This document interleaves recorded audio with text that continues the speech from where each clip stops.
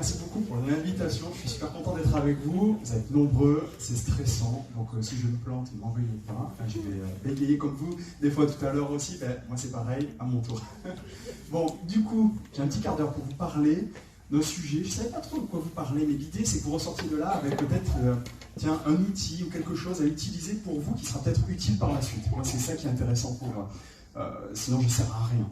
Et l'idée, c'est notamment, j'aimerais vous donner quelques pistes sur est-ce que vulgariser et partager un sujet, est-ce que ça peut être utile pour vous? Pour vous, en tant que futur étudiant, pour vous en tant que lycéen, si vous êtes encore en première, et par rapport à l'année prochaine, la classe de terminale. Du coup, une première petite question pour vous, est-ce qu'il y en a parmi vous qui déjà partagent du contenu, quel qu'il soit, que ce soit de la vidéo, de l'audio, du texte, et pas obligatoirement sur le net? Est-ce qu'il y en a? Une, deux, trois, un petit peu quand même. On n'est pas à 50%, on est allé à un quart de la salle peut-être. Donc selon les formats, partager, l'idée, ça peut être intéressant par rapport à l'acquisition de certaines compétences. C'est ce que je vais essayer de vous montrer. De mon côté, on se replace en 2015, le net se développait bien, YouTube ça faisait quoi? Ça existe depuis 2006, donc ça fait 9 ans que ça existait. Donc moi j'ai été très influencé par deux chaînes. La première, Bosman Science, qui est un enseignant américain qui fait des capsules vidéo de moins de 10 minutes de cours. Donc c'est pas de la vulgarisation. Mais ce que je trouvais intéressant, c'était la concision de ses propos et le côté un petit peu dynamique, mais pas trop, histoire qu'on suive bien la personne. Et là où j'ai été séduit, et j'en arrive du coup à mon titre, c'est, peut-être vous la connaissez, Veritasium. Zium, un élément, vous savez, en chimie, le césium, etc. Donc là, c'est un élément de vérité. J'ai fait un petit jeu de mots. Et Derek, qui gère cette chaîne YouTube, a allié le côté enseignement, mais aussi le côté vulgarisation. Vulgariser, pour moi, c'est rendre accessible la connaissance. Voilà, je vais le prendre comme ça, après on peut discuter des termes. Mais du coup, cette dualité, de combiner les deux, j'ai trouvé hyper intéressant, et du coup, c'est ce qui m'a motivé à me lancer aussi, à dire, tiens, allez, ils le font, je tente aussi, voir si je peux moi aussi tenter de vulgariser. Donc je me suis amusé à faire des épisodes de vulgarisation, d'essayer de rendre accessible avec des fois les défauts, c'est-à-dire qu'on reste un petit peu trop général et qu'on a besoin de peaufiner. Mais bon, l'idée c'est, est-ce que ça peut être utile aussi pour vous? Alors, on est en 2022.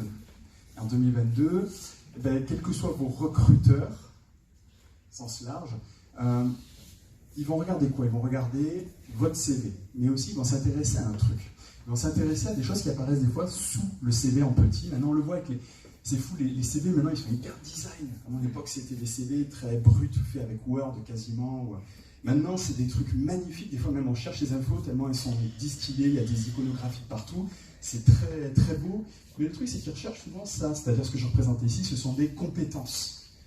Qu'est-ce que vous savez faire? Peut-être qui n'a pas été acquis, qui n'a pas été appris, peut-être durant vos études. En tant que, je suis à l'université, à l'IUT, en BTS, mais j'ai peut-être acquis, j'ai peut-être appris des choses aussi par moi-même. Et ça, les recruteurs regardent de plus en plus. Parce que ça peut être un atout par rapport à votre job, en fonction du type de compétences en question.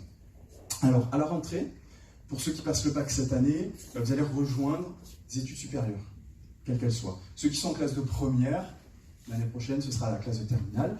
Et peut-être que c'est une passion pour vous, peut-être que ça va être une passion d'aller en école, d'aller en IUT, peut-être que ça va être un truc, moi j'ai adoré, la biologie j'ai adoré, c'était trop bien, on regarde pas son temps passé, c'est vraiment top. Moi j'ai vraiment adoré, mais peut-être que pour d'autres, ça va pas être ça, ça va pas être une passion, ça va pas être le truc où, yes, je m'investis à 200%, et je le comprends, ça peut être, ça dépend de chacun, il y en a qui vont peut-être plus être investis dans des activités sportives, des activités manuelles, culturelles, artistiques, peut-être musicales, dans lesquelles on ne voit pas le temps passer, où on a un peu la flamme, on se dit « Yes, vivement que mon cours se termine pour faire telle activité ». Est-ce qu'il y en a parmi vous, c'est le cas ou pas? Il y en a qui ont des activités extrascolaires pour lesquelles c'est le feu. Je crois qu'il n'y a personne qui a levé la main. Si, il y en a un peu plus. Il y en a qui ont des activités extrascolaires. C'est-à-dire, en gros, ça correspond à ça. Ça veut dire que vous êtes là et vous voyez plus le temps passer. Vous vous dites, ouais, mais là, il faut que je me perfectionne sur ce truc-là. Vous n'hésitez pas à consulter des livres, vous n'hésitez pas à consulter du contenu sur Internet, qu'il soit vidéo, audio, peu importe. Mais en tout cas, vous y allez bien. Ça veut dire quoi? Ça veut dire que finalement, sans vous en rendre compte, sans finalement, entre guillemets, travailler en mode scolaire, vous allez être en mode, vous pouvez acquérir comme ça plein de connaissances et surtout construire de nouvelles compétences. Là, ça devient intéressant. Pourquoi? Je vous raconte l'histoire d'un de mes étudiants, Ben, première année. C'est un étudiant qui était assez timide, souvent au fond de la classe, ou de l'amphi, même au départ c'était en amphi. Et lors d'un TD, en discutant avec lui, il s'investissait jamais trop. Donc bon, on a discuté un petit peu ensemble pour savoir, mais pourquoi est-ce qu'il venait? J'aime bien poser la question, mais pourquoi est-ce que tu viens? On me dit, rien, on fait l'appel. Je dis, ok, je fais plus l'appel. Est-ce que tu vas venir? Je sais pas, oui, ok, mais pourquoi tu viens? C'était un fan de poésie. En discutant, donc c'est pas sexy de dire ça. Ah, moi j'aime bien la poésie. Il aimait beaucoup écrire, il aimait faire la poésie. Et en plus de ça, à côté de ça, c'était un fervent défenseur des animaux. Et en fait, il rédigeait dans son coin seul des textes. Voilà, il a été très inspiré, très littéraire là-dessus. Mais la chose, c'est qu'il ne partageait pas ça. Il avait honte, il ne le disait à personne. Là, j'ai dit, mais pourquoi tu ne partages pas ça? Surtout que ce texte, il y avait quand même une certaine conviction dedans. Je me suis dit, ce serait bien ça de partager un petit peu ça. Bon, étant donné qu'il était assez timide, j'ai dit, mais écoute, je te lance le défi, on va travailler ensemble sur ça. C'est-à-dire, comme tu es timide, on va pas faire de la vidéo, on va faire juste de l'audio. Et on va essayer de voir si tu peux enregistrer des textes et ensuite les partager avec des copains. Des copains, des copines, mais pas sur le net, tout ça. Je ne parle pas de ça, je parle juste de au moins présenter quelque chose et voir du coup si ça te plaît, si c'est quelque chose qui te motive et qui sera peut-être quelque chose qui va lui plaire. Chose qu'il a faite. Donc il s'est investi.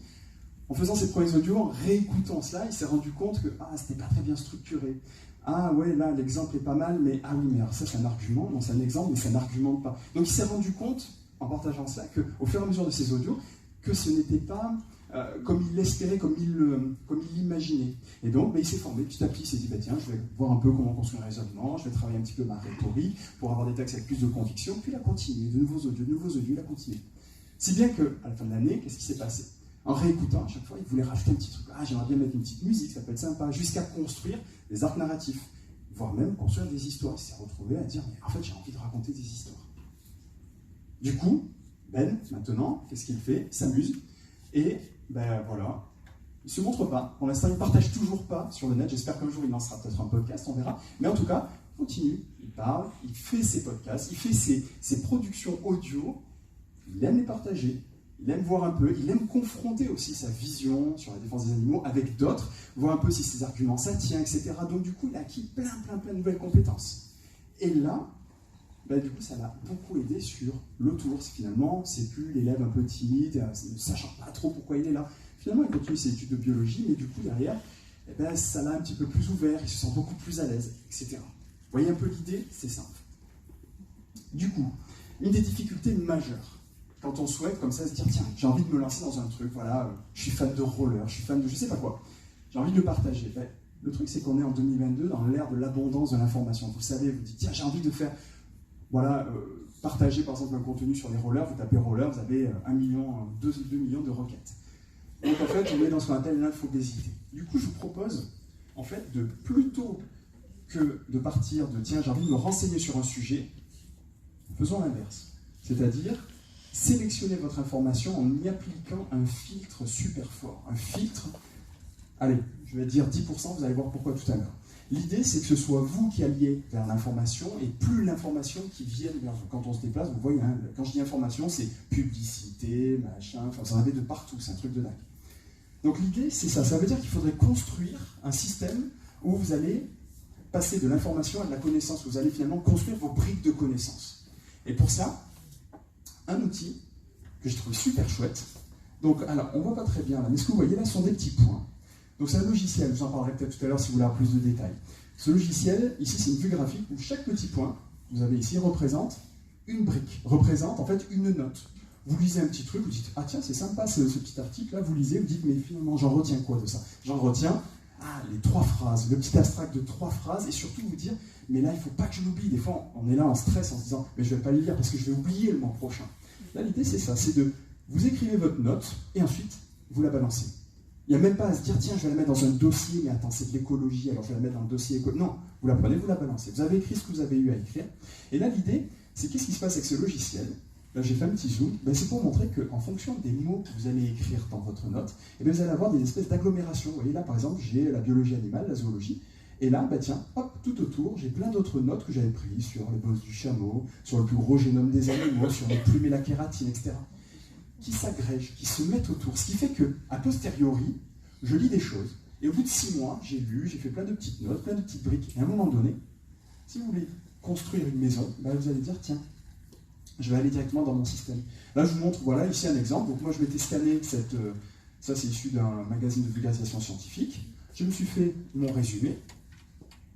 Est-ce que je peux mettre pause? Hop, s'il te plaît. Dommage. Bon, je me suis fait mon résumé, et l'idée, c'est qu'à partir de là, eh bien, moi, j'ai peut-être 3, 4, 5 phrases majeures. Je me suis fait le scan au cas où, si je veux y revenir dessus, mais tout ça, c'est importé dans le système, et je ne regarde plus. Ce qui fait que, à la suite de ça, si vous voulez construire une argumentation sur un thème donné, plutôt que de dire, ah ben allez, je me mets sur ce thème, et là, je fais ma recherche, ce qui est l'horreur, vous allez plutôt rentrer dans votre système en disant, ok, qu'est-ce que j'ai consommé durant les 1 an, 2 ans, 6 derniers mois sur cette thématique-là, et que vous avez vous-même gardé les 10%. Ben là, vous avez effectué déjà un filtre en amont. Vous, du coup, vous allez utiliser directement vos briques. Donc le logiciel que je vous donne ici s'appelle Obsidian, il est gratuit. Il est en plus génial parce qu'il reste sur vos machines, il n'est pas connecté au net. Ça veut dire que les données que vous mettez dedans, elles ne partent pas. Il y a le problème RGPD, le problème... C'est pour vous. Donc vous gardez dans votre ordinateur et c'est un système qui vous garde vos notes. Plus de soucis, vous pouvez le trier comme vous voulez. Enfin, il y a plein de choses. Du coup, c'est vous qui allez dans votre système. Vous vous construisez finalement ce qu'on appelle le deuxième cerveau. Au lieu d'encombrer votre cerveau, charge mentale, ah, il faut que je pense ça parce que ça c'est pour les élèves, ou si vous êtes élève, ah, il faut que je pense à ça parce que ça c'est pour le dossier Parcoursup. Je me fais une note Parcoursup et je me fais un setlist, ok, et pour pas la perdre, je la balance là-dedans et à un moment donné, je dis qu'est-ce qu'il fallait que je fasse? Ok, je mets juste le mot Parcoursup et toutes les petites, on va dire les notes qui touchent à Parcoursup vont s'afficher en mode graphique, vous allez dire ah, j'en ai quand même écrit 8. Et il y en avait une, ah ouais, ça c'était le copain qui s'était planté, ça c'était la prof, ce qu'elle avait raconté. Ça... Vous allez revoir instantanément tout ce que vous avez noté sur ce truc-là. Du coup, hyper efficace, vous ne perdez plus de temps, plus de surcharge mentale, et surtout l'information n'est pas perdue, elle est déjà sélectionnée. Du coup, ça, moi, c'est ce que j'avais proposé aux étudiants, en disant, ben voilà, qu'ils soient en licence, IUT, BTS, qu'ils soient en mode concours, qu'ils soient en mode même des thésards, on peut utiliser ça parce qu'ils sont aussi en mode, j'ai tellement d'articles, tellement de mémoire biblio à faire sur telle et telle thématique. En fait, ils font ça, ça devient un jeu. Ils se construisent des briques. De ces briques, et bien ensuite, ils peuvent récupérer tout cela, vulgariser le domaine en question et partager. Du coup, partager sous quelle forme? Il y en existe plein, que ce soit de l'audio, des textes, de la vidéo, de l'image, et après, quel type de format? Ça peut être, oui, des analyses, des tutos, des zooms, des brefs. L'idée, c'est que même les notes que vous allez prendre, ça peut être des notes qui vont être, comment je pourrais dire, c'est... des notes voilà, qui sont en faveur de tel thème. Puis ensuite, une fois que vous avez fait votre note en disant « Bon, ben ça c'est bien, ok, mais est-ce que je ne suis pas un petit peu biaisé là ?» Ah ben tiens, je vais essayer de voir aussi, peut-être de lire des articles qui vont à l'encontre de ce truc-là, voir les arguments. Et vous constituez une note anti. Puis vous allez voir, tiens, est-ce que ces deux notes, est-ce qu'elles rivalisent ou pas? Donc vous allez avoir comme ça un système, vous allez pouvoir même comparer en fonction du cadre de lecture, en fonction de ce que vous aurez lu. Donc un outil intéressant qui va vous permettre, du coup, de se lancer et de partager. Merci beaucoup.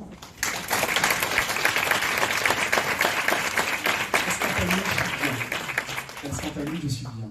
13 minutes, ouais. Il fallait 15. Elles m'ont mis la pression. Hein. Quand on parle du loup, ça y est, c'est ça. Est-ce que vous avez des questions? Sur n'importe quoi, il n'y a aucun problème. Il n'y a pas de questions. Mais si, obligatoirement, il y a des questions. C'est qui a inventé Obsidian? Qui c'est qui a inventé Obsidian? Monsieur Obsidian? Non, je ne sais pas. C'est une très bonne question. C'est un logiciel en plus qui est, open source, libre de droit. Donc en fait, il y a une communauté énorme et tous les mois, vous avez énormément de petits plugins qui se mettent gratuitement pour vous permettre d'avoir de la couleur, pour vous permettre... Moi, je ne vous conseille pas de rajouter plein. Restez avec le modèle de base. Regardez un peu, il y a plein de tutos sur des sites où il y a des vidéos, là, un petit peu Dailymotion, YouTube, tout ça. Regardez un petit peu, il y a plein de choses. Et restez simple, et vous verrez, il y a... Voilà, les notes, elles peuvent être élégantes, elles peuvent être juste des fois... Mais moi, des fois, je fais, ah, c'est sympa ça, je prends en photo. La photo, je me la mets dans une note, je me mets juste un ou deux mots avec le hashtag affaire. Et donc, quand je ne sais pas quoi faire, plutôt d'être à l'arrêt de bus ou à l'arrêt de tram, sur Facebook, Instagram, non, je vais sur Obsidian, il est sur téléphone, sur tablette, et là, je fais affaire. Et là, je fais, ah ouais, il y avait tout ça. Ah ouais, j'avais vu ce truc-là, mais qu'est-ce que j'en fais? Est-ce que je la garde? Est-ce que je l'élimine? C'est ça aussi qui est chouette. C'est qu'à un moment, vous allez vous construire, vous filtrer les choses et le dégager si ça n'a pas d'importance. Moi, j'utilise pour tout, même pour mes cours, je sais pas, pour les familles végétales, en botanique. Donc, je me suis fait mon système où j'ai toutes mes familles, et à chaque fois que je trouve de nouvelles fleurs, tac, tac, tac, je prends en photo, je dis où je l'ai trouvé, quelle date, je me construis mon propre système avant. C'est franchement très efficace. Et du coup, ça permet après de se construire une note. Si vous voulez vous construire un audio, vous voulez avoir vos propres arguments, vous ne les perdez plus, vous n'êtes plus en mode fallait que j'aille sur ce site-là. Non, oubliez. Donc là, vous passez de l'autre côté. Vous subissez plus, vous construisez. Est-ce qu'il y a d'autres questions? Même qui ne touchent pas à ça, hein. Est-ce qu'il y en a qui sont motivés pour se lancer ou tenter quelque chose? Vous allez être étudiant, étudiante. Franchement, vous allez avoir du temps. Il y en a qui veulent aller en classe prépa, là? Les CPST. Je parlais pas pour vous. Hein. Vous, le soir, vous n'aurez que des cols et les yeux pour pleurer. Mais... Non, je rigole. Vous aurez juste les yeux pour pleurer. Non, franchement... Pour la prépa, ceux qui iront en prépa, pendant 2 années, c'est 2 années de sacrifice, mais après, c'est que du bonheur. Quand vous serez dans une école d'ingé, quand vous serez en veto, quand vous serez l'ENS ou je sais pas quoi, ce sera très très bien. 2 années d'investissement à fond. Ok. Les autres, vous voulez aller où? Il y a eu quelques mains, mais les autres, il y en a qui veulent aller à la fac. D'accord. Bravo. Tu es une. Bien. Il y en a qui veulent aller en UT BTS. Tu es une aussi. Super. Mais les autres, vous voulez faire quoi? Vous voulez aller dans des écoles, c'est ça, intégrer directement? Il me manque un truc, il me manque une option, non? Vous voulez faire quoi? Bah c'est pas mais à la prépa, une idée, au moins une idée. Pardon, mais oui, mais ça va avec fac pour moi. Ah, ok, j'aurais dû commencer par ça. Ok, qui veut faire passe? Wow. Okay. Bon, alors du coup, ce que j'avais dit pour les BCPST, ils auraient le soir pour pleurer, vous, c'est la journée pour pleurer. Non, mais ça, c'est pas vrai. Mince, ils sont là. Je pars. Donc, non. Mais du coup, ben voilà. Ben, typiquement, ce système-là, regardez les chaînes américaines. Ils utilisent notamment ce système-là pour la prise de notes. Ils l'utilisent en tant que cahier pour médecine. Ils utilisent ça pour scanner. Ils scannent leur poli et ils utilisent ça. Et franchement, ça peut être un gain de temps. À tout moment, vous voulez revoir l'anatomie du cou, super, boum. C'est très motivant l'anatomie du cou. Là, vous aurez vraiment vos fiches bien résumées, etc. Donc du coup, un outil que vous pourrez utiliser par la suite. Ça vous va? Je sens de l'électricité là. Bon, mais s'il n'y a pas d'autres questions, n'hésitez pas, s'il y en a après, n'hésitez pas, on est là, hein, donc pas de souci. Merci beaucoup d'avoir été là. Et je vous souhaite félicitations.